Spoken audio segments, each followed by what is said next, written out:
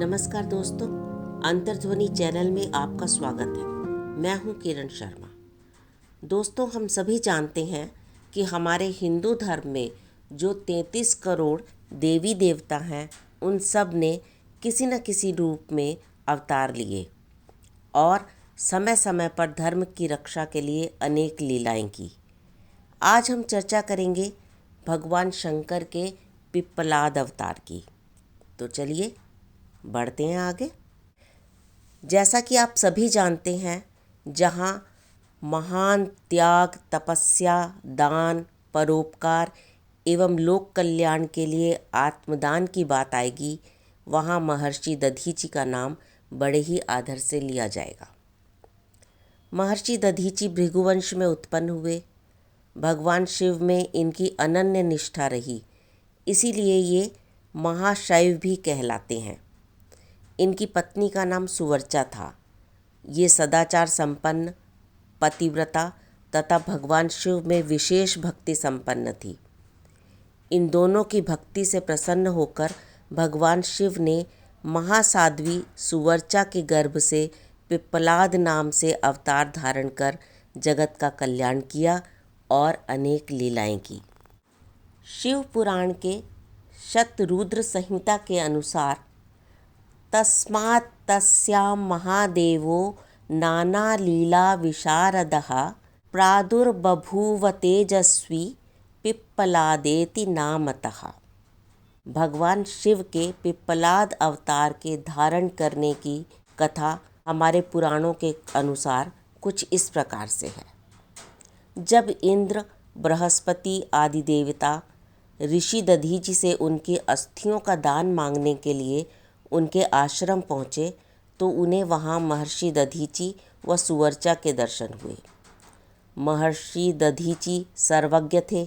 वे अपने पास आए देवताओं का अभिप्राय समझ गए और उन्होंने अपनी धर्मपत्नी सुवर्चा को किसी कार्य के बहाने से दूसरे आश्रम में भेज दिया। देवी सुवर्चा उस समय गर्भवती थी।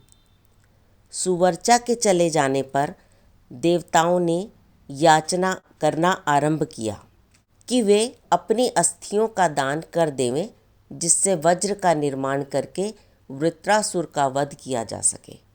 महर्षि दधीचि ने देवताओं की प्रार्थना सहर्ष ही स्वीकार कर ली। उन्होंने भगवान शंकर का ध्यान किया और ध्यान समाधि से अपने प्राणों को शिव तेज में समाहित कर लिया। देवताओं के आश्रम प्रदेश से वापस जाने पर देवी सुवर्चा आश्रम में आई तो देवताओं की नीति उन्हें समझ आ गई। उन्हें यह समझने में तनिक भी देर नहीं लगी कि देवताओं ने उनके प्राण आराध्य से अस्थियों की याचना की और उन्होंने अपनी अस्थियों का दान कर अपने प्राणों का उत्सर्ग कर दिया।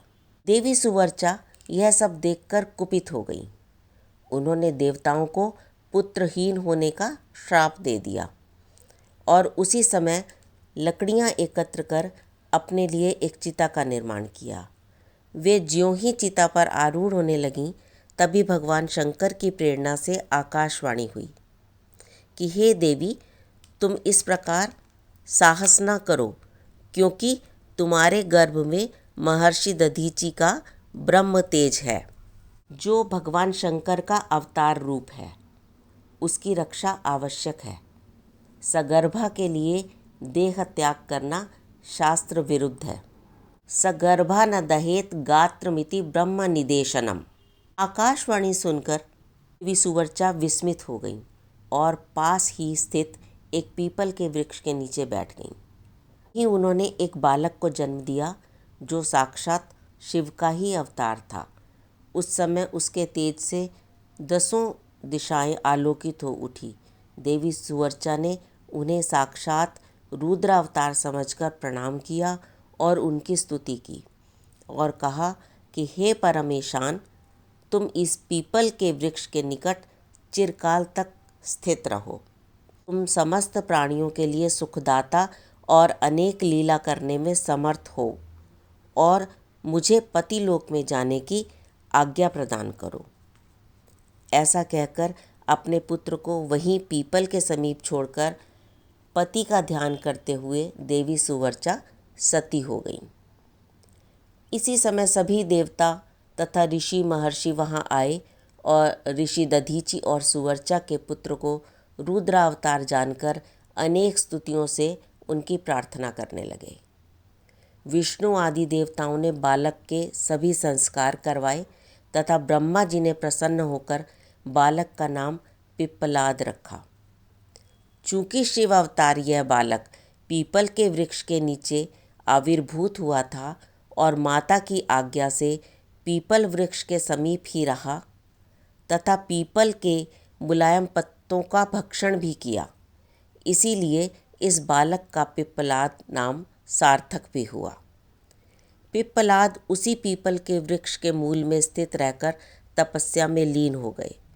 कुछ समय पश्चात उन्होंने अनेक लीलाएं की, जिनका वर्णन हम अपनी अगली वीडियो में करेंगे।